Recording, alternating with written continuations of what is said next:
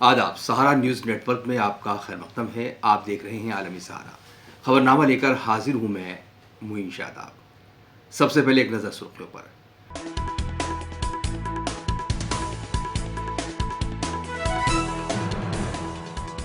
सिक्किम में भी हल्फ बर्दारी तकरीब का किया गया इनेकाद। प्रेम सिंह ने वज़ीर आला का उठाया हल्फ। कांग्रेस ने बीजेपी आईटी सेल पर उठाए सवाल। कहा पीएम मोदी क्यों करते हैं ख़वातीन तहफ़्फ़ुज़ की बात जब बचाना होता है मुलजिम को। कंगना को थप्पड़ रसीद किए जाने पर बोले पंजाब के वज़ीर आला। कहा कांस्टेबल को ऐसा नहीं करना चाहिए था, लेकिन पंजाब को दहशतगर्द कहना गैर मुनासिब। महकमा मौसमियात ने महाराष्ट्र में मानसून के आगाज़ की दी खबर। मुंबई में ऑरेंज अलर्ट की दी इत्तला। वज़ीर-ए-आज़म नरेंद्र मोदी को मुबारकबाद पेश किए जाने का सिलसिला जारी। पाकिस्तान के वज़ीर-ए-आज़म शहबाज शरीफ ने भी पेश की मुबारकबाद।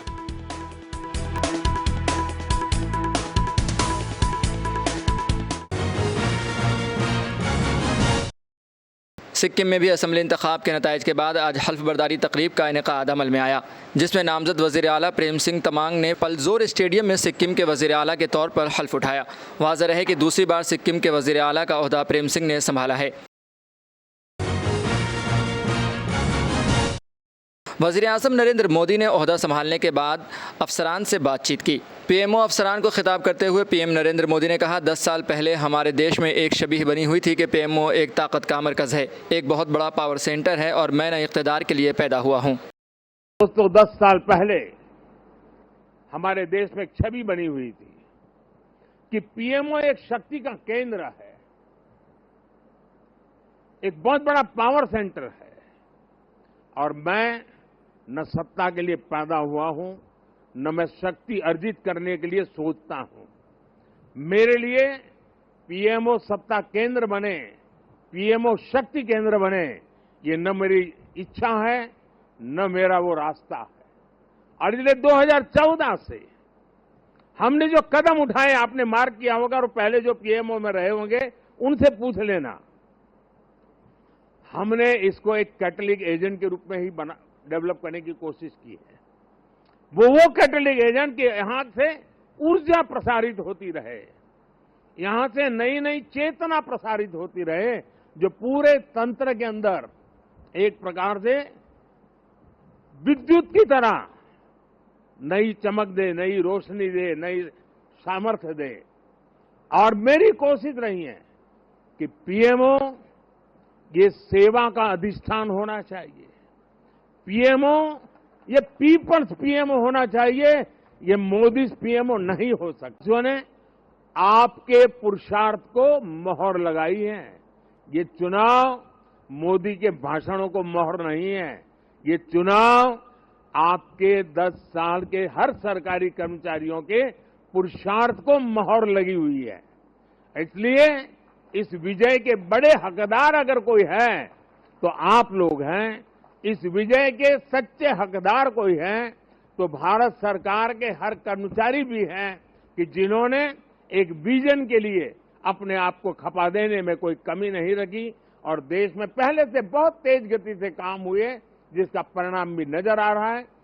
लेकिन मैं एक नई ऊर्जा के साथ, नए हौसले के साथ आगे बढ़ना चाहता हूं। मैं विराम करने के लिए पैदा।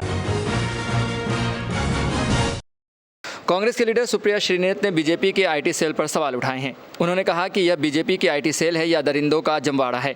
ख़वातीन के खिलाफ होने वाले जुर्म में हर बार मुलजिम बीजेपी के लीडर ही क्यों होते हैं। बीजेपी के ओहदेदारान पर संगीन इल्ज़ाम लगे हैं, लेकिन पूरी बीजेपी चुप है। ऐसे इल्ज़ाम पर खामोशी का सच क्या है? आखिर इसे क्यों और किसके कहने पर बचाया जा रहा है? नरेंद्र मोदी किस मुँह से ख़वातीन के तहफ़्फ़ुज़ की बात करते हैं जब वह हमेशा मुलजिम को बचाते हैं? मैं जानना चाहती हूँ, बीजेपी की आईटी सेल है या दरिंदों का जमावड़ा है? आपको याद होगा उत्तर प्रदेश के आईआईटी बीएचयू का वो गैंग रेप कांड, जिसमें सक्षम पटेल, कुणाल पांडे, आनंद चौहान जैसे लोगों का नाम आया था। ये सब शीर्ष नेतृत्व ही नहीं, प्रधानमंत्री मोदी के बड़े करीबी लोग। लेकिन ये बीजेपी की आईटी सेल के संयोजक, सह संयोजक और उसके सदस्य थे। तो दरिंदों का जमावड़ा है क्या बीजेपी की आईटी सेल? आज सवाल इस बात का है, आज सवाल इस बात का है कि बीजेपी की आईटी सेल में कैसे लोग हैं भाई? एक ध्रुव सक्सेना था, आईएसआई की मुखबिरी करते हुए पकड़ा गया था, हिंदुस्तान में मुखबिरी करता था आईएसआई के लिए।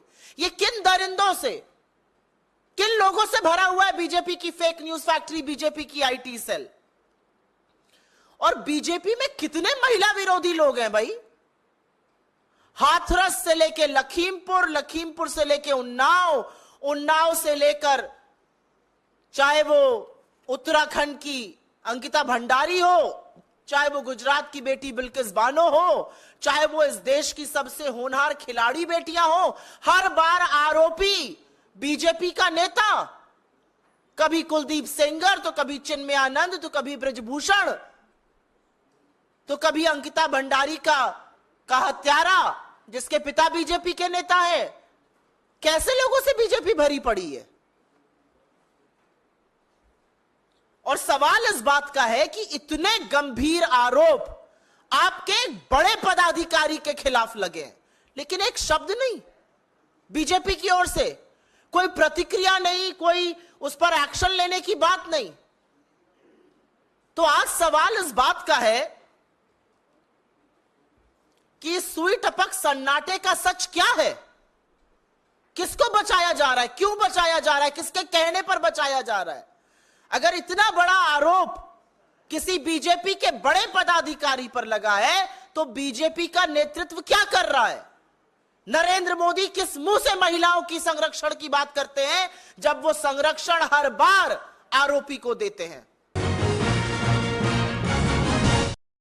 रुकने पार्लियामेंट कंगना रनौत को थप्पड़ मारे जाने का मामला खत्म होता नजर नहीं आ रहा है। कंगना रनौत सीआईएसएफ कांस्टेबल के मसले पर पंजाब के वजीर आला भगवंत मान ने कहा वह गुस्सा थी।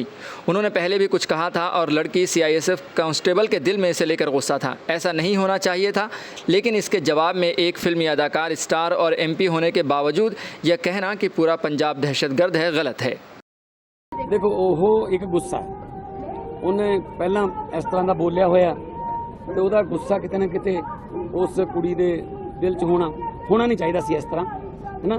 ਪਰ ਉਹਦੇ ਜਵਾਬ ਦੇ ਵਿੱਚ ਇੱਕ ਪਬਲਿਕ ਫਿਗਰ ਹੋਣ ਦੇ ਨਾਤੇ ਭਾਵੇਂ ਉਹ ਫਿਲਮ ਸਟਾਰ ਭਾਵੇਂ ਉਹ ਇਲੈਕਟਡ ਐਮਪੀ ਬਣ ਗਏ ਹੁਣ ਇਹ ਕਹਿਣਾ ਕਿ ਸਾਰਾ ਪੰਜਾਬ ਹੀ ਅੱਤਵਾਦੀ ਹੈ, ਸਾਰਾ ਪੰਜਾਬ 'ਚ ਅੱਤਵਾਦ, ਇਹ ਮਤਲਬ ਇਹ ਗਲਤ ਹੈ। ਇਸ ਤਰ੍ਹਾਂ ਨਹੀਂ ਹੋਣਾ ਚਾਹੀਦਾ ਕਿ ਸਾਰੇ ਉਹ ਪੰਜਾਬ ਹੈ ਜਿਹਨੇ ਦੇਸ਼ ਲੈ ਕੇ ਦਿੱਤਾ ਹੈ, ਉਹ ਪੰਜਾਬ ਹੈ ਜਿਹੜਾ ਦੇਸ਼ ਦਾ ਪੇਟ ਪਾਲਦਾ। ਅੱਜ ਵੀ 130 ਲੱਖ ਮੀਟ੍ਰਿਕ ਟਨ ਕਣਕ ਦੇਊਂਗਾ ਹੁਣ ਐਸੇ ਸੀਜ਼ਨ 'ਚ ਦੇਸ਼ ਨੂੰ, 220 ਲੱਖ ਮੀਟ੍ਰਿਕ ਟਨ ਚਾਵਲ ਦੇਵਾਂਗੇ।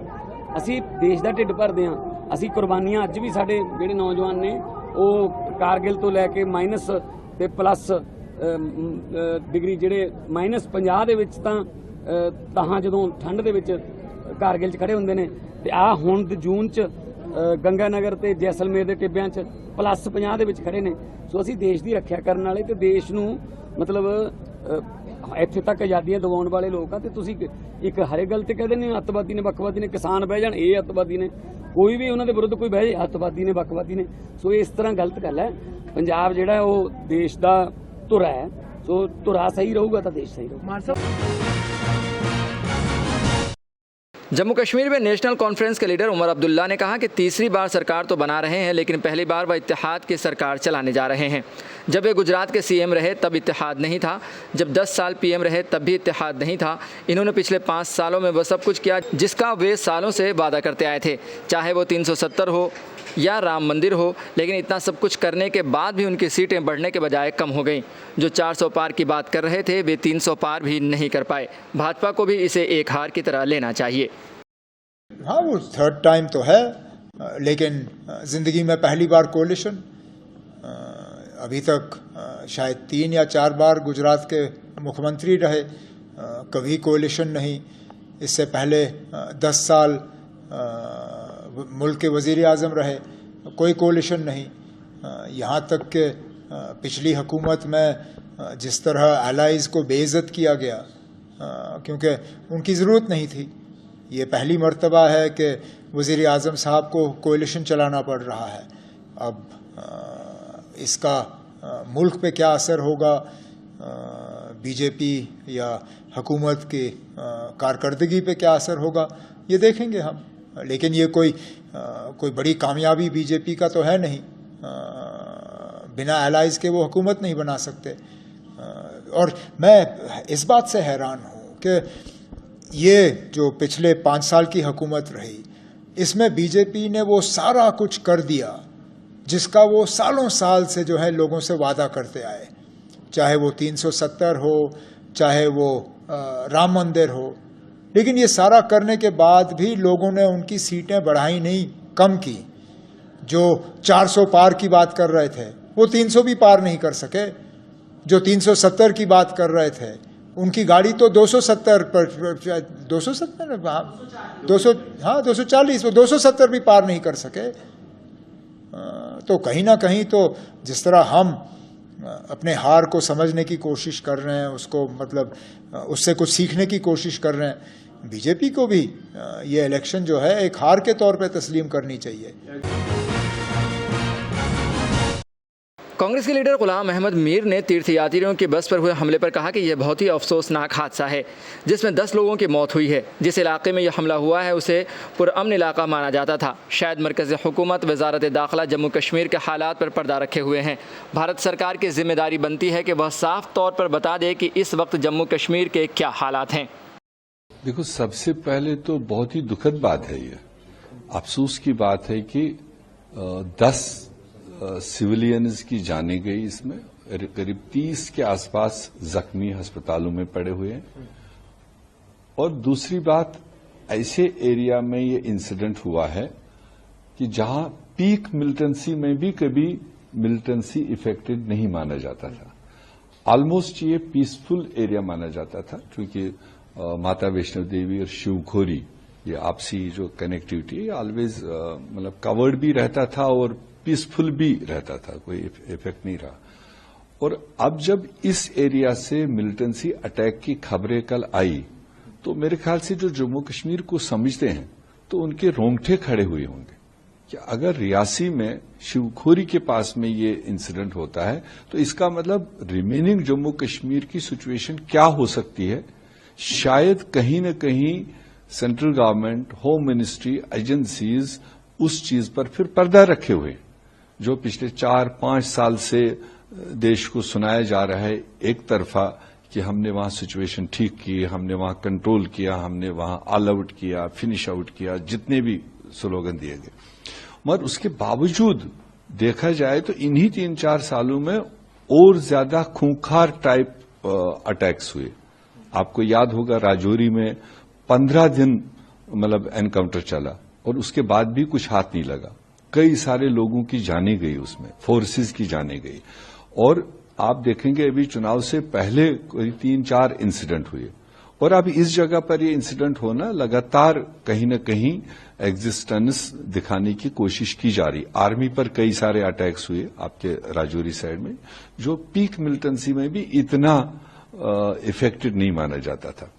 तो इसलिए ऐसे में आज जिम्मेदारी बनती है भारत सरकार की, सेंट्रल गवर्नमेंट की, होम मिनिस्ट्री की, स्टेट जो चला रहे हैं उनकी। जी देखिए, जो ये टेररिस्ट अटैक हुआ है इसको लेके हमारे पास अपडेट यही है कि हमारे पास कुछ लीड्स हैं, कुछ इनपुट्स हैं जिनको हम फॉलो कर रहे हैं। हमारी ऑपरेशनल टीम्स जो हैं तकरीबन अभी तक जो हमने बनाई हैं 11 टीम्स जो हैं वो अभी तक फील्ड पे काम कर रही हैं। 2 डिफरेंट टैक्सीज हैं जिन पे काम कर रही हैं और जैसे जैसे हमारे पास इनपुट डेवलप होंगे वैसे वैसे हम उनको अभी तक जो भी इन्वेस्टिगेशन में हमें रिक्वायरमेंट है, जो भी हमें डिटेंशंस या जो हमें अरेस्ट करनी पड़ेगी वो हम जैसे जैसे होंगी फॉर्मलाइज हम आपको बताते हैं। क्योंकि हमारे पास जो इन्फॉर्मेशन है वो एज पर आई विटनेसेस जो है 2 का बताया जा रहा है। हमारी जो एनालिसिस है और जो हमें अभी तक फुटप्रिंट्स मिल रहे हैं उसके हिसाब से 2 से 3 टेररिस्ट का ग्रुप होना चाहिए और उसको हम फॉलो कर रहे हैं। हरियाणा के कैथल में टीएमसी अरकान पार्लियामेंट के वफद ने दाता सिंहवाला खनौरी सरहद पर एहतजाज कर रहे किसानों से मुलाकात की है। मुजाहिरीन किसानों का कहना है कि वो अपना मेमोरेंडम एनडीए सरकार को भेजेंगे। तृणमूल कांग्रेस के रुकन पार्लियामेंट सागरिका घोष ने कहा कि ममता बनर्जी की जानिब से हम यहाँ आए हैं। ममता बनर्जी वाहिद खातून वज़ीर आला हैं। उन्होंने किसानों के लिए भी आंदोलन किया है। 2020 में जब किसान तहरीक चली उस वक्त हमारी पार्टी पहली पार्टी थी जिसने किसान लीडरान से बात की थी। ये मुद्दे लगातार हम पार्लियामेंट में उठाएंगे।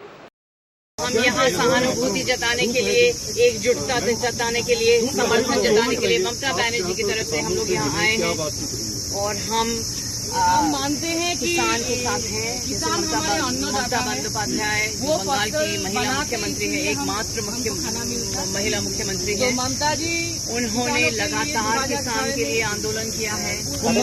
जब जमीन अधिग्रहण हुआ था सिंगूर में, ममता बनर्जी ने भूख हड़ताल किया, 26 दिन तक भूख हड़ताल किया, अपनी जान की बाजी लगा दी, भूख हड़ताल किया।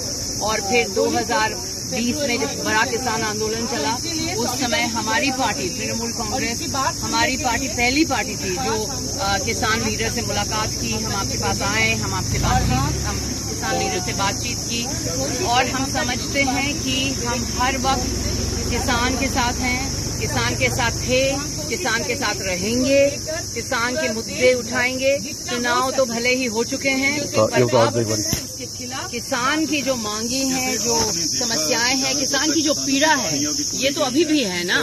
ये तो चुनाव के बाद भी, चुनाव में खत्म नहीं हो चुकी है, तो ये अभी भी है। ये मुद्दे हम लगातार संसद में उठाएंगे। उत्तर प्रदेश के लखनऊ अकबरनगर इलाके में इंतहामी कार्रवाई अंजाम दी गई है।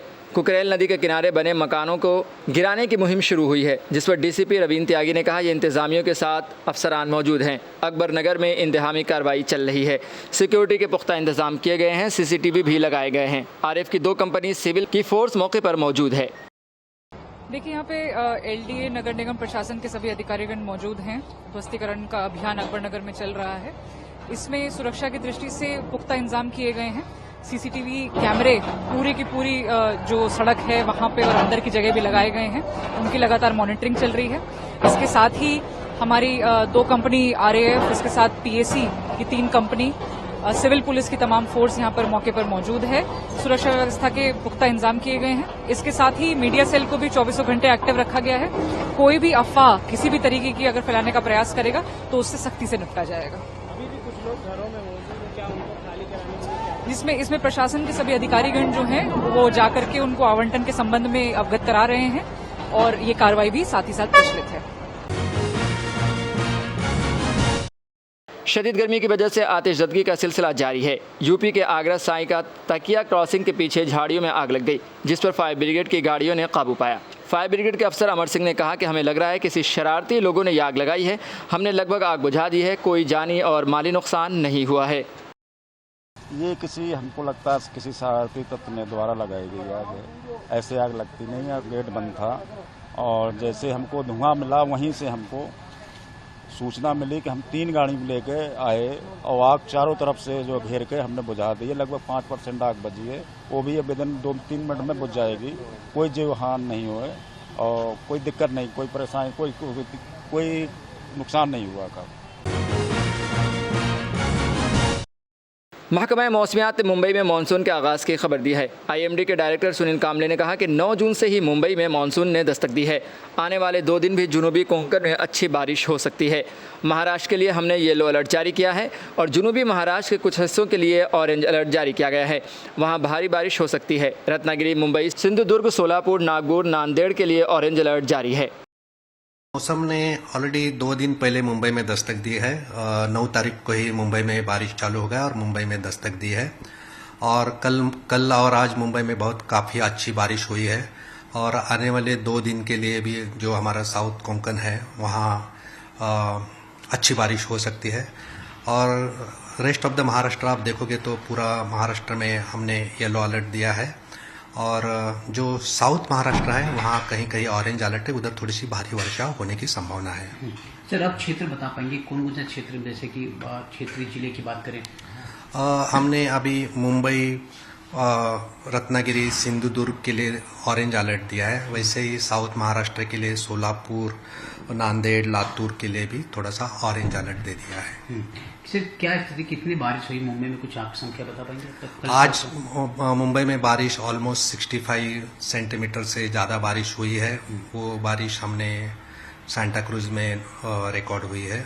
और बाकी बहुत सारे लोकेशंस है, कहीं 80 मिलीमीटर, कभी 90 मिलीमीटर ऐसी बारिश, वाइड स्प्रेड बारिश मुंबई में हो चुकी है। आने वाले समय के लिए अब बात करें 2, 3 या 5 दिन जो आंकड़ा है संख्या पे आईएमडी द्वारा, किन किन इलाकों में क्या नॉर्मल बारिश होगी या ऐसी बारिश चलती है? आज के दिन थोड़ा से ऑरेंज अलर्ट मुंबई, ठाणे और रत्नागिरी के लिए दिए हैं।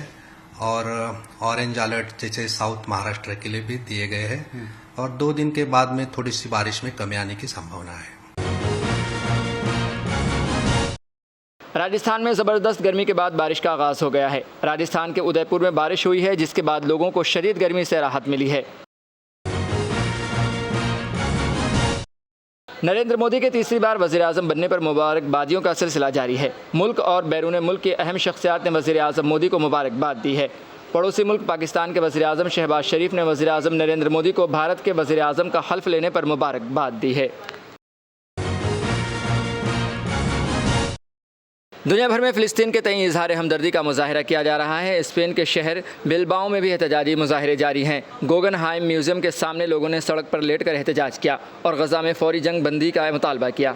दूसरी जानिब इसराइली कैदियों के अहल खाना ने भी कार रैली निकाली है और हमास के साथ कैदियों के तबादले का मुतालबा किया है।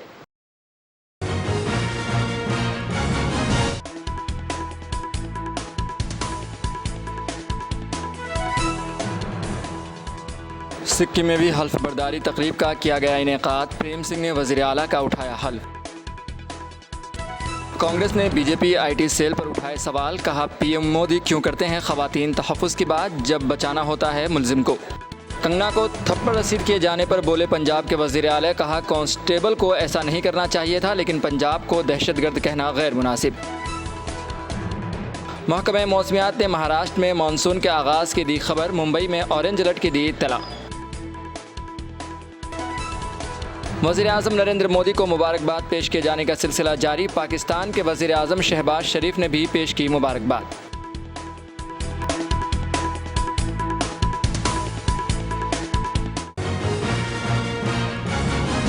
खबरनामे में अभी इतना ही, इजाज़त दीजिए।